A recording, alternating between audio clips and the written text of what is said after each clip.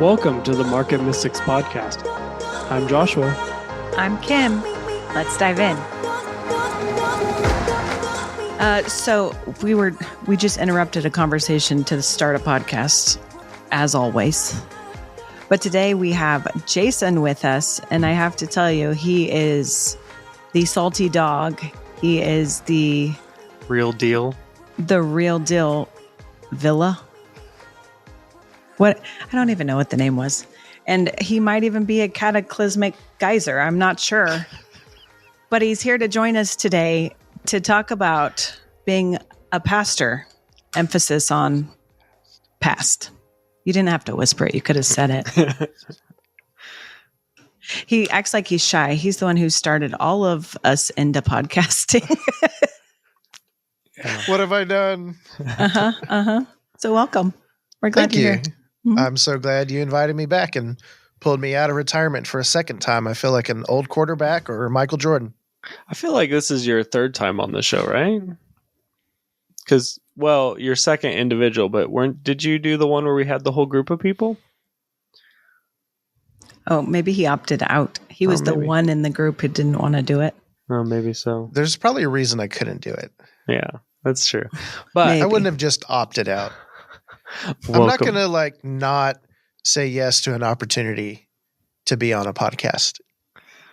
I mean, our last episode with you, it is called The Podfather, which I know is a nickname given to someone else, but it's what I also call you because you are the one who, in my life, has spurred all of this into existence. That's cool. Mm-hmm. I dig it. That's true. I also asked him if he was making a comeback with his podcast, The Salty Dogs, and he said no. I thought maybe he would announce something. Yes, I'm his wife and I should know, but I thought maybe that would spur on something because people really loved it. I just don't know that that's what I want to do with my life right now. Yeah. Well, let's talk about that because I feel like Salty Dogs was kind of birthed out of your experience in organized ministry. So maybe can you talk about how did you even get into ministry? And then I'd like to also talk about what happened within and then what happened to make you now say emphasis on past when somebody says you're a pastor. Yeah. Truly, because there's really something that's being said with that. Mm-hmm. And you're really leaving that title behind, but I think it's important to talk through some of that stuff. Yeah.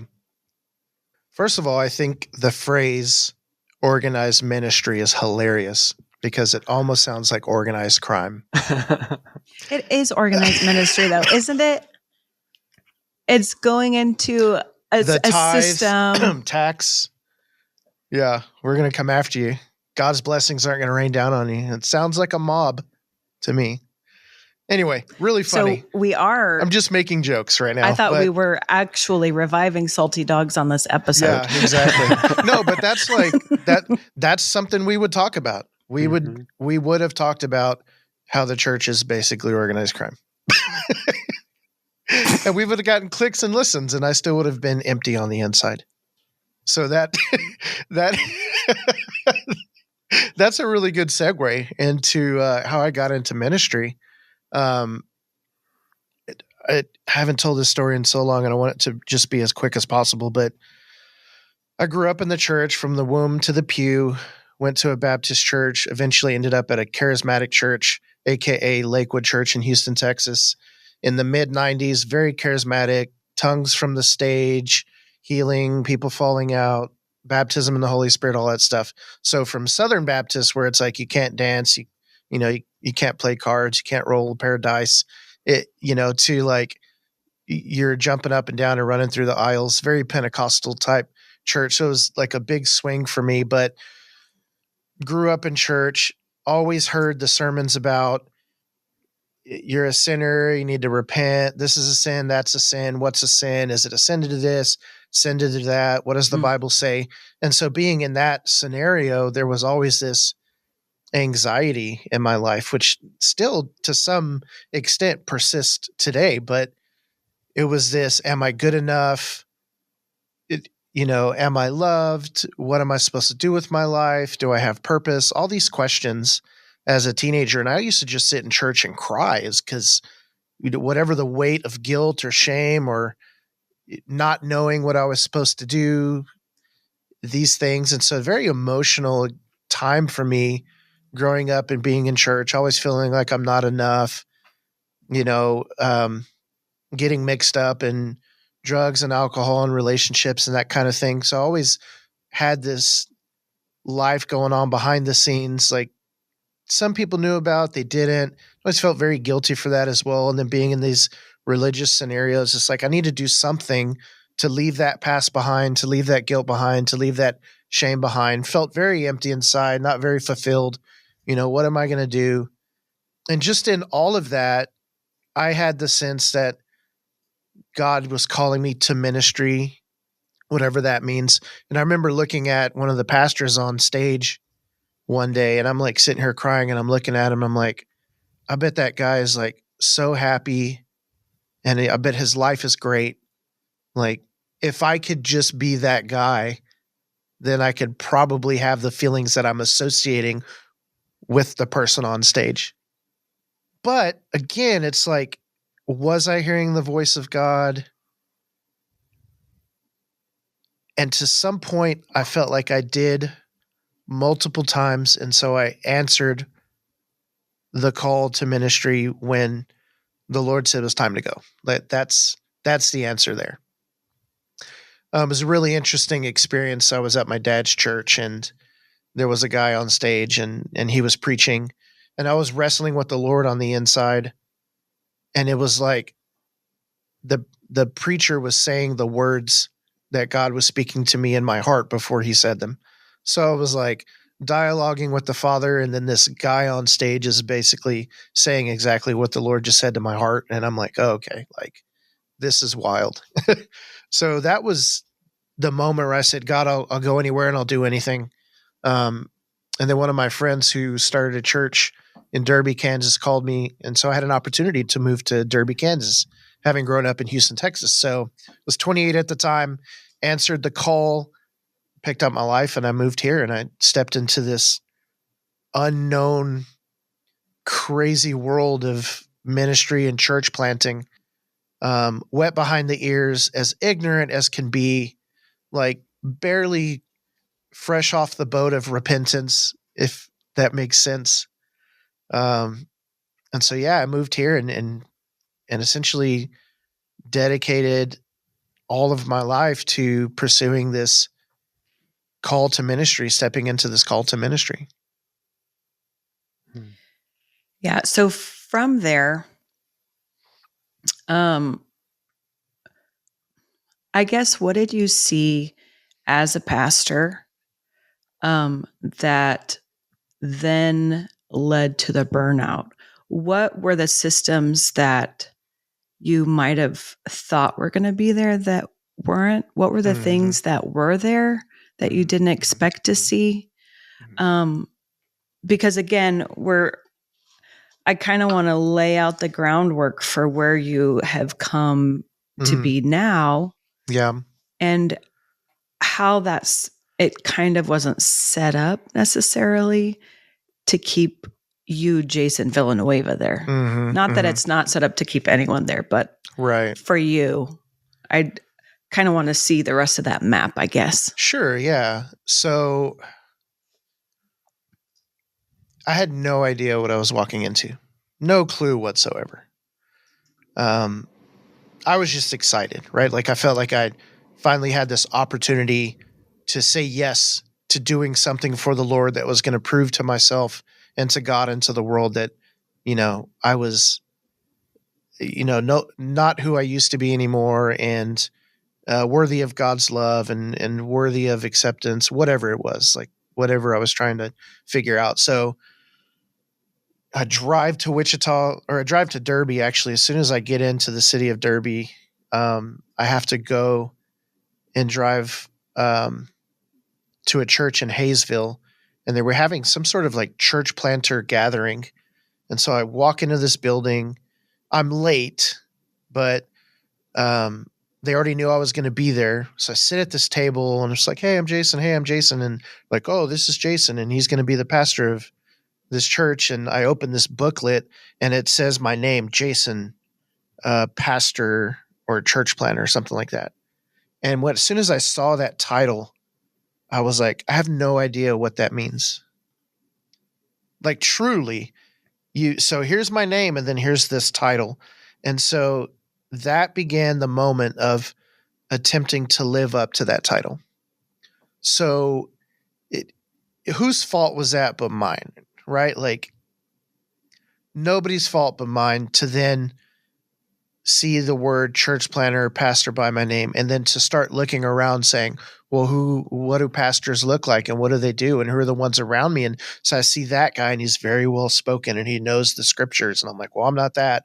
And then I see this other person and, they're very, very charismatic and very passionate. So I'm like, well, is it being loud?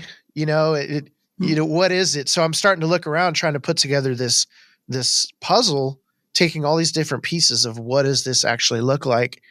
And so, I think you mentioned something about some of the things that were in place, weren't in place, all that stuff. Number one, the people who invited me to move here, 100% had good hearts in the matter. Like, we just need to put that out there. Like, really great people took a chance on me really when nobody should have taken a chance on me, gave me an opportunity that I had prayed for.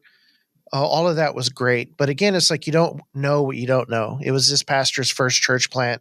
It's my first time stepping into a full-time ministry role, essentially being a missionary paid by the Southern Baptists to be here and be a pastor. So like, all that was really great things. The funding was there. There was community. There was pastor training. There was all these different things that were in place. It was just purely not knowing what I was getting into and what it was going to require of me. But I was willing to do the work. And so I'm a really hard worker. You guys know that to a fault, and so we showed up, and in order to plant this church, it's like you got to be highly relational. So always inviting people over to do things, always around people, no matter what. Hosting a whole bunch of events over the summer. So just all day long, every day in the summer, hosting events and being around people and throwing block parties and concert or worship. I say concerts, worship nights, and like, doing all this different stuff and like trying to figure this thing out and build this thing from scratch. You have to be very entrepreneurial. You have to be very people centered. You just got to be on all the time. And so there was a lot of that. And I did that because that's what I was told to do. And that's what I was told would work in order to get people into a building. And for the most part, it did. All of that stuff, it really worked. I say really worked. It worked to an extent, but in the end, it wasn't enough. There were certain expectations that were put on the church to hit a certain attendance level. There were goals. They were all written down on launch day, you want to have this many. By the end of the first year, want to have this many, want to have this much money coming in with tithes, and you need to grow this percentage through the years if you're going to sustain and become a self-sustaining church. That was the phrase, right? Become a self-sustaining church. And it was just really interesting. I guess I'm wondering how much detail you want about some of these things, or if you really just want the bird's eye view, or do you want to get into the nitty-gritty of some of that stuff that was just kind of crazy? I think I'm open to either. But yeah, just kind of like maybe like the bird's eye on most of it. And if we want to drill down into something, you're talking about like systems that were or weren't there, but also like the people who invited you, who started it, like their heart was in the right place, and their thought. Like, I'm curious, like some of the things, like I guess like some of the things you're talking about, like to some extent, like I could see how those could sound like good things, like, oh, community and bringing people together and doing these things. But what is it about like the way it was structured, maybe, that like took the like actual benefit from it in your experience? Because maybe someone else would step into that and have a totally different experience. Like, yeah, it truly, to me, when I think about all of that time, it's just this idea of, to me, it's the idea of being present and looking people in the eye, really caring about people's stories. The micro level, right? Not the macro, but the micro Christianity, micro relationships, that kind of stuff. I think we missed that. It was rare, and maybe I just don't remember correctly, but it didn't feel like there was a lot of emphasis on that kind of thing. We used to have meetings. Well, how did Sunday go? And really what they wanted to hear was, how many first-time visitors did you have? Which means, is your marketing working? How many salvations did you have? Which means we want to post on social media that our church is growing, and doing the Lord's work. Well, how much money came in? Well, because there's going to have to be money for this thing to be successful, right? Did you recruit any new volunteers? Did you sign anybody up for groups? It's like all these things. And I think what we were missing was a better metric for success, or a better definition of success. So it's like, what is success when numbers fail? I think if we could have been able to celebrate and actually get excited about some of the things that the Lord was doing in people's hearts, like something as small as, like, we had someone come to church, and then they came back the next Sunday and they said, hey, I read my Bible and actually prayed for the first time in like 15 years. That's a big thing on a micro level, right? But that kind of stuff, I don't remember it being celebrated. We used to have prayer nights, and one night, like on a Tuesday night, we had more people in a room praying than we had on a Sunday morning, and that was an issue to the leadership. So we have people actually connecting with the heart of the Father, more people doing that. Excuse me, I just went a little salty dog there. It's my salty. Be as salty as you want to be. No, I'm just saying, that's like, I don't know if you noticed how my voice just went here. Like, that's where salty dogs lived. Here all the time. I'm trying to come down a little bit. But it was just, it was a little absurd to me. It was super absurd. Let me just interject. I was there for that. We weren't married then. I was there for that. I was in that prayer meeting. I was on staff with the church. But that was super absurd, because we're actively seeking the Lord, and it was almost a punishable crime, because more people wanted to come to seek the Lord than they did want to have the worship experience on Sunday and hear the sermon. Right. That was the same sermon being preached in 3 different locations by 3 different people. So that's my interjection. But I think that's where I saw a shift in you, Jason, was with some of that. Like, I think something flipped a little bit then. Yeah. And the satisfaction with the system you were presented. Well, yeah. I mean, there's so much. Again, it's like, how much time do we have? But because it's such a long story to really dive into all of the conversation that was had around the modus operandi of this particular church. Same sermon, 3 different locations. So there was no, I was really not able to be myself, right? Like, oh, you're going to be this pastor, this church planter, but everything you do has to look, feel, sound, and act like and be logoed with what's happening over here. So there was no, what's the word I want to use the word uniquity, but that uniqueness, I wasn't autonomy. There was no autonomy.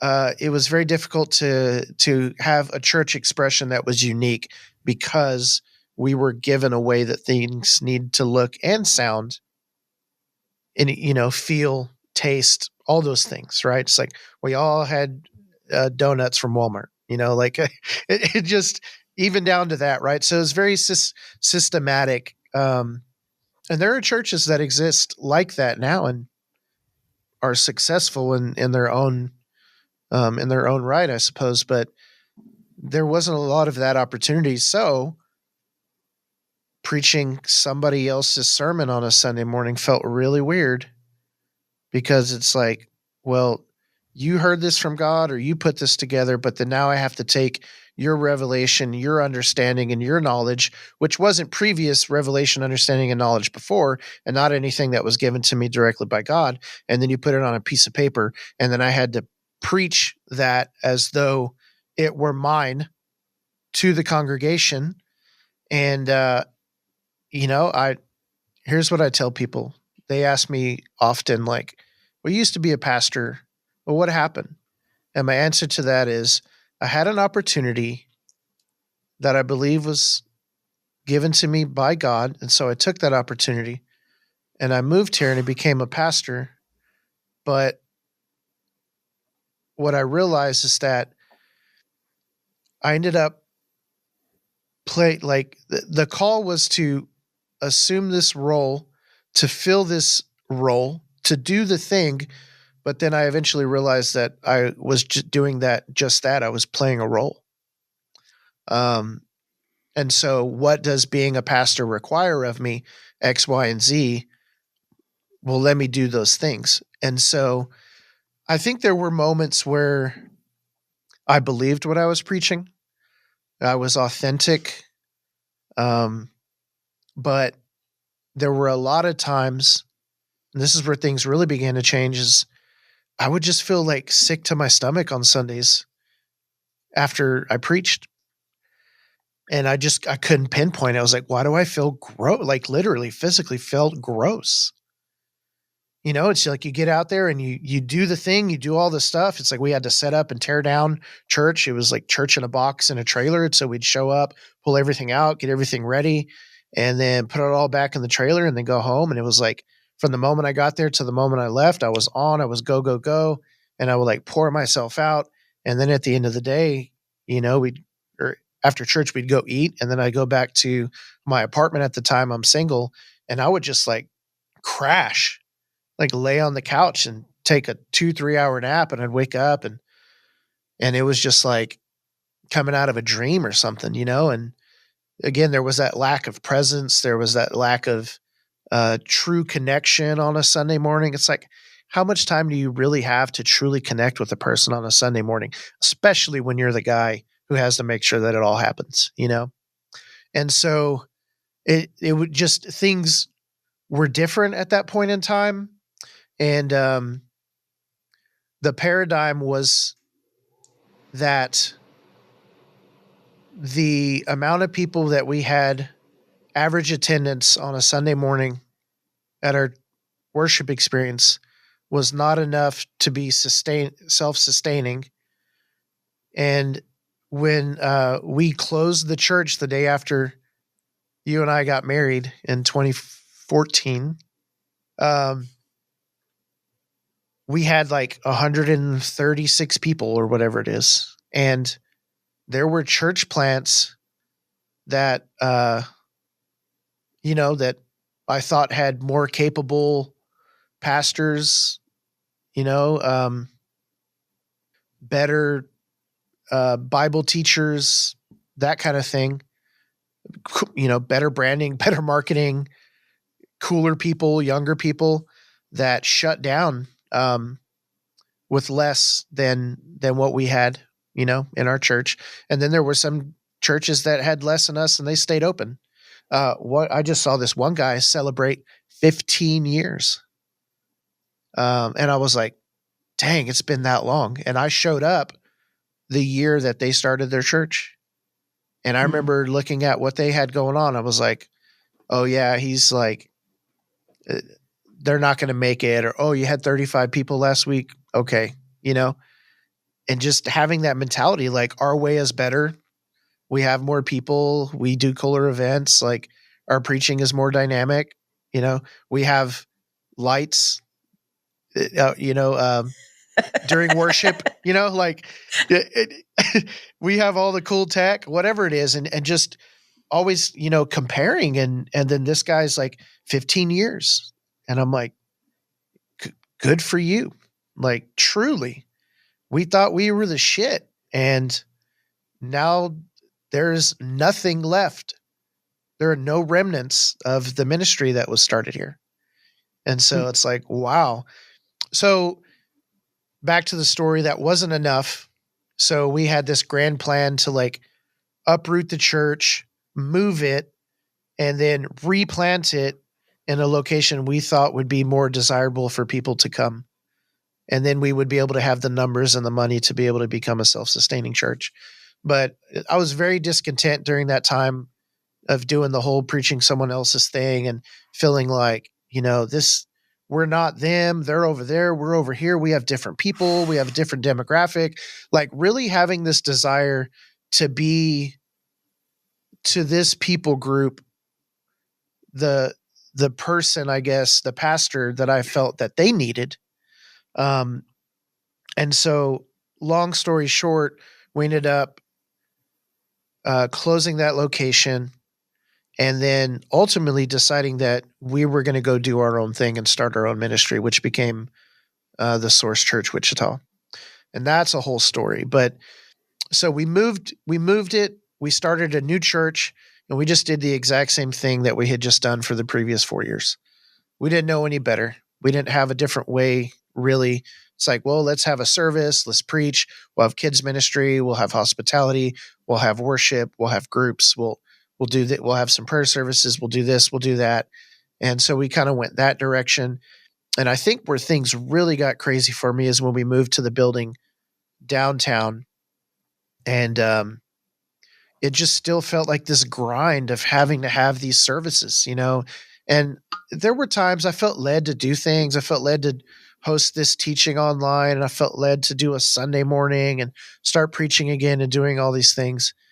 And, it just didn't take very long until I found myself back in this scenario where I was now trying to manufacture sermons, only reading the scripture so that I have something to teach on Sunday, being in charge of hosting a service and feeling like I needed people to have a certain experience with the Father. Like all of that was still in me. And at that time, we started Salty Dogs podcast. So I was starting to vent some of these frustrations with the role of pastor, the way churches are doing things. Episodes like, why do we pray the way that we do? Dear God, does crying in worship mean that someone's having a real experience with God? Like, we're talking about these things because I really wanted to know. So yeah, I mean, maybe help me along here, or maybe something that you saw, Kim or Josh, you met me at a very interesting time when we were doing stuff at the Source. Like, where do you guys kind of want this conversation to go? I have a couple thoughts, but I think like the first thing that comes to my mind, like you were saying, like, I met you at an interesting time. Like I sort of met you guys even towards the end of what was the Source part of that journey. But like, as you're talking about this, the one thing that comes to my mind is like, it almost sounds like I'll be careful how I say this, but like almost like there wasn't enough structure, like because so much of the responsibility landed on you to do all the parts. And I think, like we talk about the fivefold ministry, and as being mystics, a lot of times we talk about like there's something beyond the fivefold ministry. But like it sounds like that structure didn't exist there. And so you were trying to wear all of these different hats and weren't actually able to do what you came to do. Like I know you fairly well. I've known you for years and worked with you and just been your friend. And like I see kind of, I mean, there in different times I've seen you wear different hats, but like one of the ways I think you thrive is in the pastoral role, like actually helping someone sit down and talk through what they're going through and work with them like through that. And because you all of a sudden had to do administration and marketing and like all these other things, like it takes away from your ability to actually do the part that you felt called to do. Does that like resonate at all? Which is to me the micro ministry of individual relationship. Like that's where I've landed. In all of this, it's like I was talking to this one guy one day and he was asking me about being a pastor. And he's like, so you used to pastor? And I was like, yeah. And he was like, were you still in the ministry? I was like, no. And he's like, brother, you're still a pastor. Like you're still in ministry. It just looks different. And I'm like, I can see that, but I have a hard time saying yes to that because of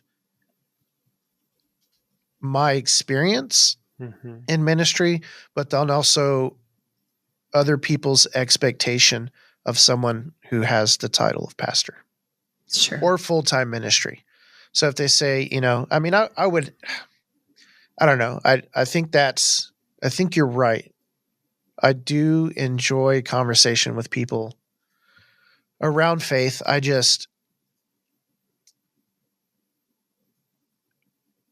It's just yeah, I don't even know what I'm going to say with that because it's like, I don't always have those conversations, but when I do, I'm surprised and I enjoy them, but I also don't like seek them out.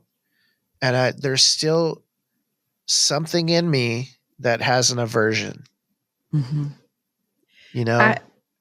my perspective, and I mean, I don't even know how much I can say, just being honest, that we've walked through this all together. I feel like you came to a point where you really started wrestling, and so much of that was internal. And so what you shared with me, we walked through together, and then what you didn't share with me, you've walked through on your own. On my own, right. But it's almost like there was so much expectation put on you for being the entirety of church leadership, like making sure that everyone has a specific experience and that you are teaching, you are shepherding, you are hearing from the Lord, you are casting vision and showing us where we need to go. And what's the other one I missed? Evangelizing. Oh, and you're evangelizing. You're bringing new people. You can't forget to make the call and have people raise their hand, right? And then report those numbers. Yeah. So there was that entirety. It was that full stature of Christ when you weren't at a place where you were ready to be that full stature. You were still seeking and learning and wrestling yourself. And when everyone looked at you like that, you felt like you should be that, but you just weren't. Yeah. And I think you took that on pretty heavily as falling short. I mean, I'm just being honest. Yeah. Right. 100%, like I can't be all of this. I can't do all of this for everyone. But then when we shifted to something that was actually way less expectant of that, you still felt like you were supposed to be that. Like with the Source, when we were in the building, our structure changed so much, right? We went from, it's a worship, like there's worship with a band, there's a teaching word, there's prayer afterwards, there's sign up for something, right? There's a kids ministry. We went from that to like, hey, we're going to hear from the Lord, see what he wants to do. We might have worship, we might not. We might have a teaching, we might not. It might just be prayer. It might be whatever. But then it's like the vehicle that was the church service still felt like it needed to be filled or something. Mm-hmm. You know what I mean? And I think you took that responsibility on yourself. And then it was this rebellion against it. Like, I'm not doing that. I am not that person. Right? I mean, if this happened. Yeah. Oh, I just got, I mean, I got burnout, and what that boiled down to was, I was just tired of having responsibility that I didn't want. And a lot of stuff fell on me, or felt like it fell on me. I guess in some cases it felt like it fell on me, and then some cases it absolutely 100% did fall on me. Because you talked about this a little bit last night. It's like, if somebody's not going to do it, then I've got that gene in me that says, okay, you be that person, or the gifting or whatever it is. Right. So there were a lot of those things where it's like, well, that needs to be done. That needs to be done. That needs to be done. And so let me just jump in and do it. And so I think that's a good trait to have, but there's the flip side of it, right? There's the dark side. There's the shadow side of that. What is it? Too much of anything is, it's not a good thing, whatever, however they say it. So if I'm doing that in one area, it's like, okay, good. But if I'm doing that for 50 different things, it's like burnout's on the way. Yeah, I think there's a distinct line between, we used to call it like in the first church plant, behind the scenes, we were GSD people, get shit done, right? Mm-hmm. And the GSD people would make sure that everything was done. But when GSD people always get stuff done, it sometimes enables people to just expect that stuff will get done. Right. And they don't have to contribute anything. And I think that's where some of the community of the church failed. Yeah. It was like a structure was built where there were a few people who did everything and everybody else just came to consume. Mm-hmm. And I think that's where it's almost like this corporate structure where here are the people who work for the company and here are the people who just come and consume. They're the consumers. Yeah. Right? 100%. Here's the executive team. Here's the team that like actually outworks all this stuff. And I just don't think that's how it's supposed to be. And I think that's where your aversion came in, is it was a distinct shift, and it started happening with all of us. But I think more so in you, like it was a real wrestle. It was a real unwinding that needed to happen. Yeah. Well, I think it was all of that bundled with, so it was like being burnout with ministry, responsibility, living a very task-oriented life, being a human doing instead of a human being, and coupled with the honestly, Salty Dogs podcast was like very pivotal, because now I'm, instead of internally wrestling, I'm externally wrestling, and I'm bringing people into that conversation. But then it's like we're online also. And so like you start this hypothetical arguing with people online in your mind versus always commenting, but thinking you're the one that's right and you have all the answers. And when the truth was, I didn't have all the answers, but I felt like I had to. And so what became a little bit of a, I like to call it reductionism. I think we've talked to you about this before. It's not deconstructing. It was reducing. It's like, I have all these things in Christianity, all these beliefs, and I'm supposed to have an answer for everything. Well, I don't want to have an answer for everything. I actually don't know the answer to everything. And being able to admit that one day, it's like, oh, you've got a question. I'll answer it because the Bible says, and I know what the Bible says about these things. And I know what my interpretations of the scripture are on those matters. And they're right and yours are wrong. How can you not see things my way? To eventually saying, yeah, I actually don't know. And I don't, I've told you this, Kim, it's like for some things, I just don't care to have an opinion anymore. And that's really where I've landed on a lot of things. Like, I don't care. I don't care. I don't care because the micro has become more important to me than the macro. And that's why we shut down Salty Dogs, is because we could do a 2-3 hour podcast and people loved it. It was entertaining. And we said funny things and we made power statements and we talked about scripture and, we watched TikToks and critique things. I mean, it was a fun show. We could do all these things and I could stand on stage on a Sunday and preach for an hour and I could run a 2-hour-long class online and whatever, could do all these things. But in the end, it's like, I'm at home and how am I treating you? How am I treating my daughter? Am I happy?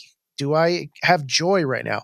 Is there any peace? Am I loving? Am I kind? Am I patient? No, no, no, no, no. And I'm like, I'm just a clanging cymbal.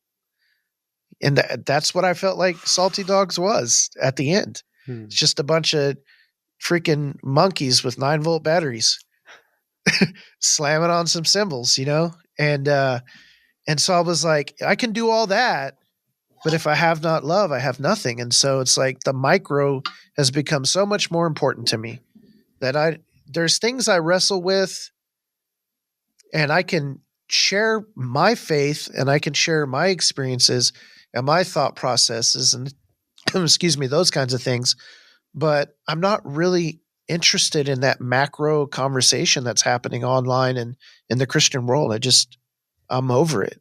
Everybody thinks they're right. And it's like, most people are just as wrong as the next person.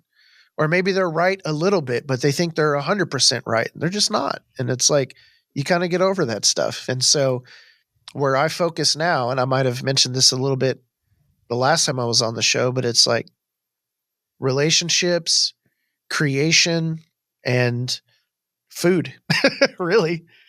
If I could just reiterate that, it's like the Lord made this garden and then he put man there. He's like, hey, look, I made this beautiful place and I'm putting you here. I made this for you. So it's like, can we look around? Can we enjoy creation?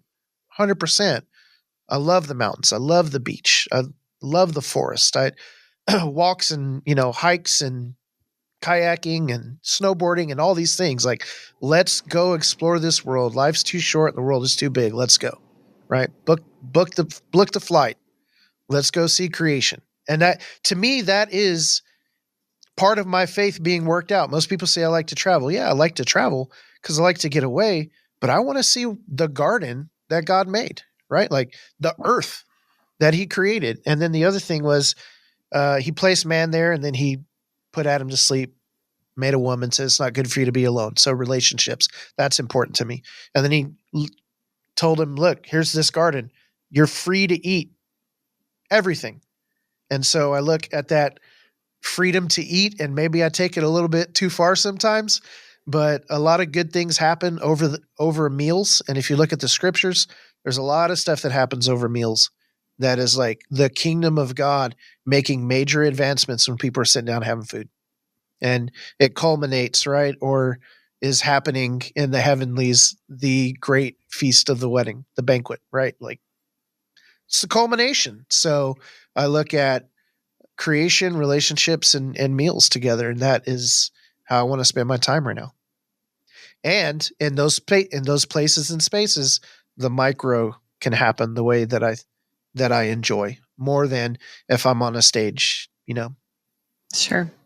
It makes me wonder, what do you think about travel church?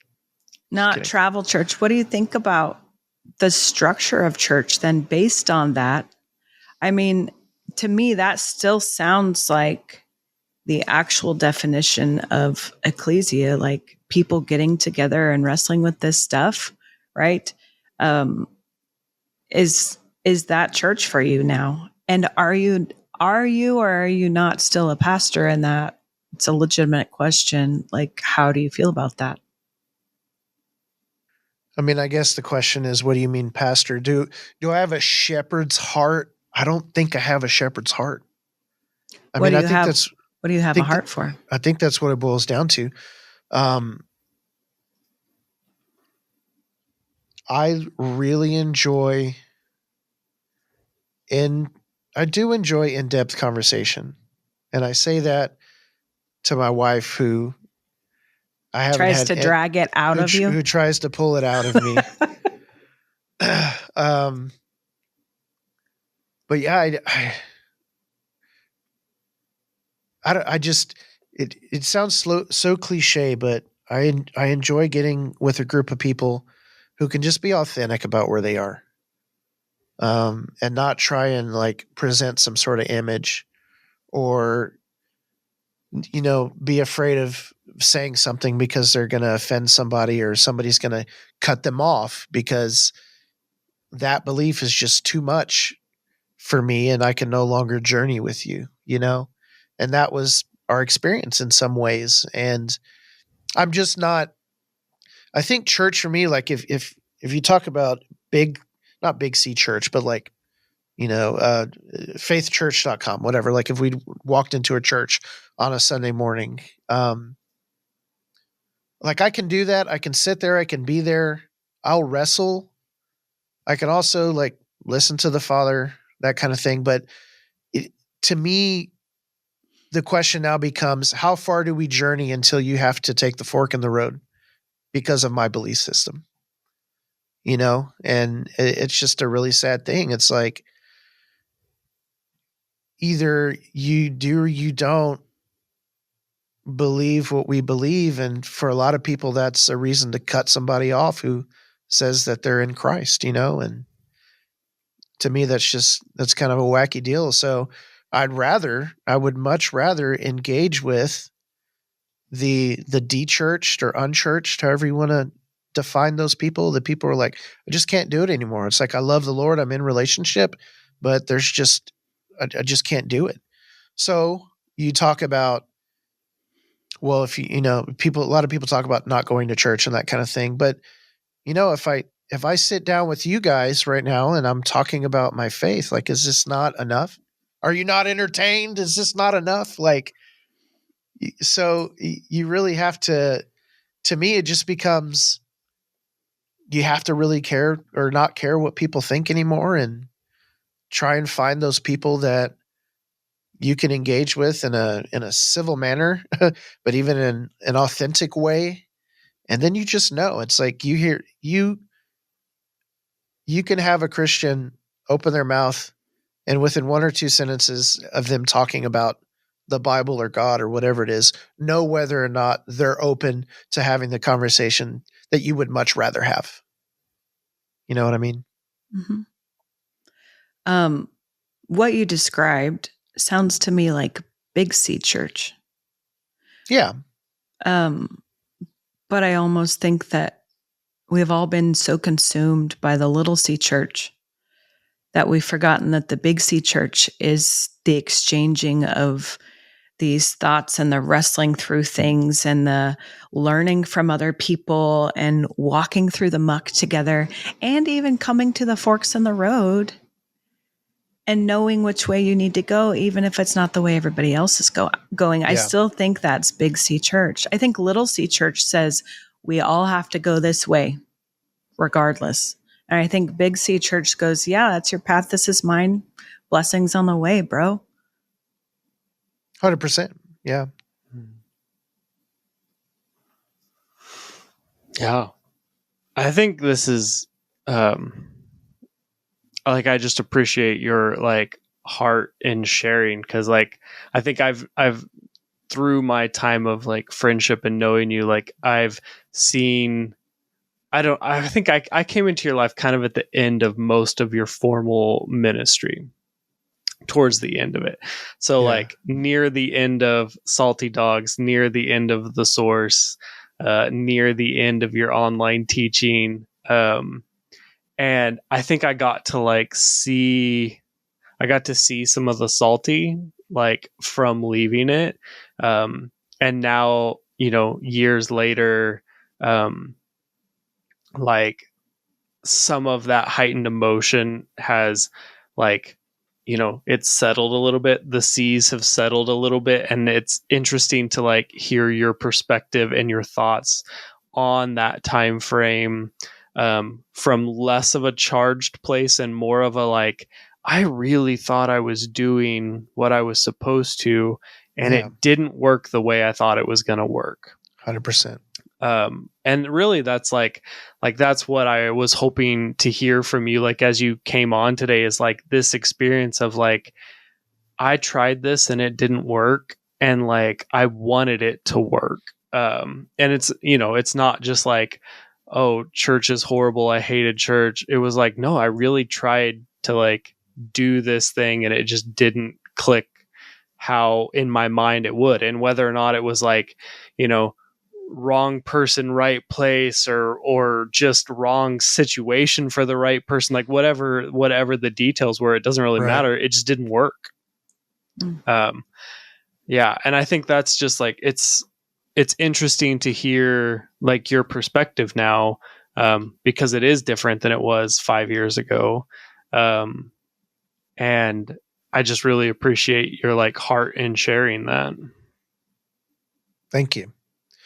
Yeah, I think you definitely saw a lot of anger. I was very angry, and I think it did stem from that idea of, like, man, I gave my life to this, it truly. And for me, that was like a soapbox to stand on. I can't tell you how many times from stage I'm like, I moved from here to there and sold all my stuff. And it's like this noble thing, right? It's like, it's a noble thing. Not everybody does that. Yeah. And,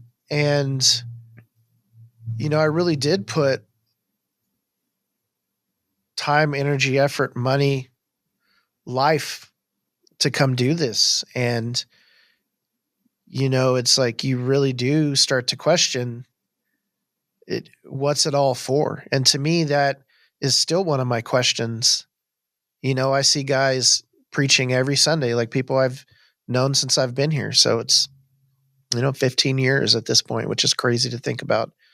And every Sunday they're up there just preaching. And I'm thinking to myself, like, to what end? What, you just, I don't know. Their heart's obviously in a different place. And I never got to that place. It was no longer my conviction to preach every Sunday and hope that my words help somebody, that kind of thing. I don't know. I think what I also realized was there's something to the long game in faith. There's something to longevity. And as a young, 28-year-old guy showing up to a church that essentially exploded in growth in its first 2 years of existence, the expectation was this is going to be big and it's going to be quick. And there's a certain level of clout to be had in the city because there's other people trying to do what you're doing. And if you can be the one that's successful, like there's some feel goods that happen there.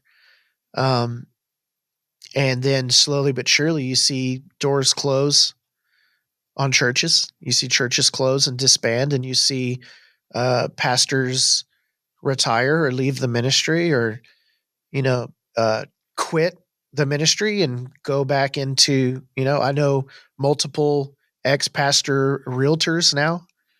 You go into finance, you go into insurance, you leadership. You build podcast tables. Yeah.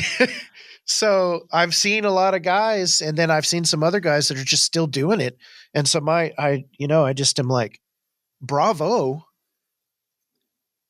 They're just in a different place with a different mindset. And whatever it was in me, the wrestling, it took me out.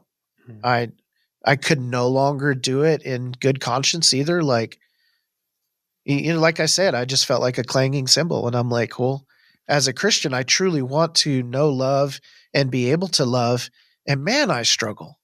I'm so selfish. I want to do what's convenient for me, and I don't want anybody to disrupt my world, which is probably that trauma from, being a pastor. And being the everything to Being everyone. the everything to everyone all the time. Mm-hmm. So like now I can get a text message and I don't have the trauma that I used to, but I've also put so much other responsibility on me that there are certain people who text me now. I'm just like, oh shit, and so there's that like fight or flight that happens just from a ding on a text message, So it's like, now I'm wrestling through that. It's almost like I'm wrestling through the same ministry stuff, but now just in business, trying to figure out, how do I build a healthy business structure? How do I build a team? How does it not all fall on me, kind of thing? So I think I'm wired to I'm wired to be the guy I am. It's who I am, whether it's in ministry or in entrepreneurship. I'm still navigating what that looks like on a healthy level. Yeah. I think that's fair. And I think there's grace for that. I think you might have less grace for yourself than others do. But isn't that how it always goes? Almost like always. I should be this, and I should have just arrived there the moment I knew this was where I was supposed to be. But there's a journey to it. And I mean, I see some of those triggers that cause you to like go into that cycle again, into that like, oh, there's a response, and it's like, this person needs this from me and something's wrong and I have to fix it immediately. And I think those triggers still exist, but I've also seen them lessen over the years. You know what I mean? Not so many of those things will trigger that response anymore. And now you're able, well, it's true. You don't think that's true? The only reason I'm laughing because Josh spent over a year watching me react to things going wrong in the shop. And that's funny. But listen, Josh, listen. That's less than it used to be. You know the movie Inside Out? Mm-hmm. Mm-hmm. You know the angry guy? Like he'd like who short pounds and stocky, on the buttons. Mm-hmm. and then his head like explodes with fire. Josh has seen me embody that guy, like probably morph before your very eyes into the hangry and angry head exploding anger guy. That's funny. Maybe you rein it in with me. I don't know. I probably am more likely to be like, hey, Jason, this isn't the end of the world. Those conversations happen sometimes, right? It's a situation and we'll deal with it, and we deal with it and we move on, right? Yeah. But I've seen the growth in that, but I also really respect like where you've come from in that and the level of burnout. And I feel like I've seen it. It's very close to my existence, right? I mean, we're married. I see the extreme good and I see the extreme bad. And I've seen growth in that. And I think there are a lot of people who would have just up and left the faith from some of the stuff that you've walked through and experienced, and in ways that you've been burned by the organized ministry. I'm still calling it that because it feels like that. Because there's a difference. There's a difference between having an expectation that you're going to be the guy who knows things and having to like walk in those shoes versus sitting down at dinner and having an opinion about something, but knowing that you don't know everything and you really are just who you are and you're really just in the part of the journey you're on, right? And so I respect you a lot for how you've come through that, and you haven't completely abandoned everything, you know? Yeah, I haven't. Yeah. And I mean, I'm always wrestling. I'm always thinking, meditating, praying, whatever you want to call it, right? Like we didn't even, that's another podcast, but just the language around faith, it's like trying to communicate to people. It's like, well, do you still pray? It's like, well, what do you mean pray? Like, do I say words into the ether?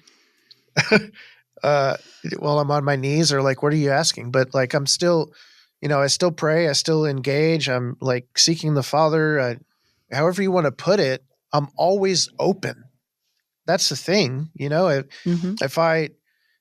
if I go inward, and that's one of the things that changed for me in my walk, is instead of thinking that I needed to go outward to find God, right? Like it just turn inward. I'm in him, he's in me. I'm from him. So the very DNA and fiber of my being, he's in me there. So, instead of trying to grasp something that's out there, it's like if I turn inward. So if I take the moment, turn inward, I'm engaging. I'm having conversation, and sometimes I hear things, sometimes I have revelations, sometimes I don't. A lot of times he's showing me things about myself. Like, I learned this recently, and I've been doing it. It's kind of funny, but I saw this TikTok, and they were talking about when you name or speak out your emotion, like getting angry. So like if I get angry, they say if you get angry, then take a deep breath, regulate your breathing, and then say, I'm angry right now. And so once you express it, rather than, it says it moves from like one part of your brain to another. So now it becomes, they said it moves to your frontal lobe or something. And so now it becomes a matter of thinking rather than a matter of emotion or feeling.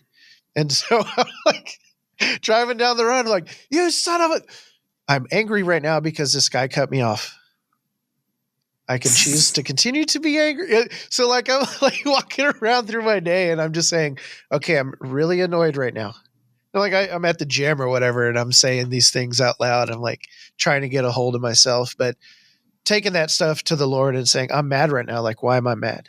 And he'll say, well, you're mad because of this or whatever. And showing me a lot of things about myself, helping me understand myself more, self-regulating, that kind of thing, which I need, right? I need growth in that area.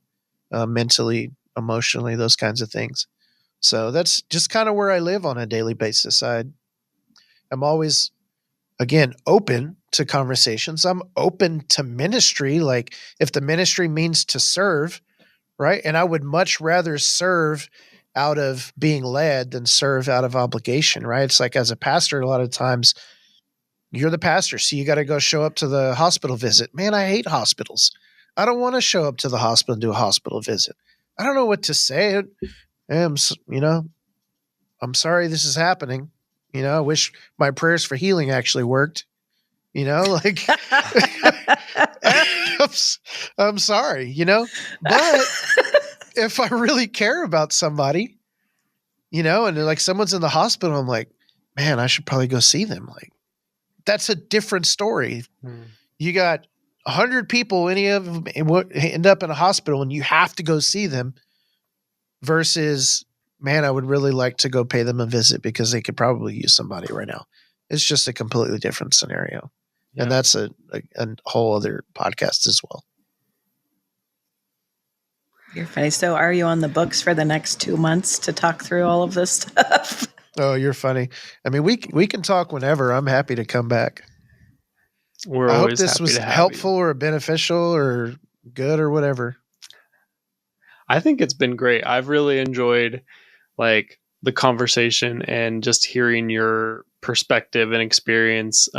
We tell people all the time, like, we don't know all the answers. We're just sharing our journey. And so it's helpful to hear other people's journey because you get a piece of it that we don't get. Yeah, 100%. Yeah. Well, so thank you for your time today. Thank you for your volunteering for future episodes. We're looking forward to it. And yeah, I mean, just thank you for your journey. Thank you for the life you've lived. I have a belief that because you've lived that life, like, and I know you, like, I get a cheat code to not have to go through some of those same things. Like you've borne that cross, and I get to learn from your experiences, and I don't have to do it the same way if I choose to actually listen to your story. Yeah, for sure. Well, good. Yeah, good. Thanks, Jason. I really do appreciate you coming on. I know it's an interesting dynamic talking to your spouse on a podcast about some of this stuff. I like it. You do? It feels no, seriously. It feels less weighty. It really does. It's like, hey, I mean, maybe podcasting is the new therapy for couples. Yeah, it's the new couples counseling. Yeah, but for real, it's like you say things. I mean, you've said things that you've not said to my face. I think maybe it's a little less, maybe not as much vulnerability on the line, or whatever it is. I don't know. It's just an interesting thing. And I'm also there. The podcast format to me, it's like I'm here to tell some story. And so based on the conversation, you can say some things that are natural to the conversation versus us sitting down and saying, hey, we need to talk about some things. Now it's like there's a trigger again. There's whatever it is. There's an anxiety whatever it is. So it's like, or if I'm upset about something, like you said, it's less charged.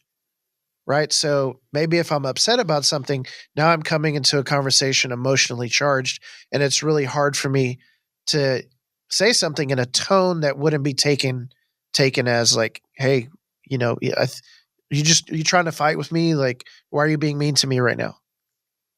Like, truly. Yeah. Well, then maybe you should come on the podcast more often.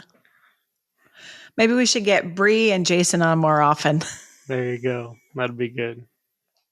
Maybe you should come on the Salty Dog podcast. No, what was the other one we were coming up with? Something guy. The Cataclysmic Geyser. Yeah. Cataclysmic Geyser podcast. Yeah. I love it. All right. Well, thank you all for today. Thank you for listening. We'll catch you on the next one. Thanks for tuning in to the Market Mystics.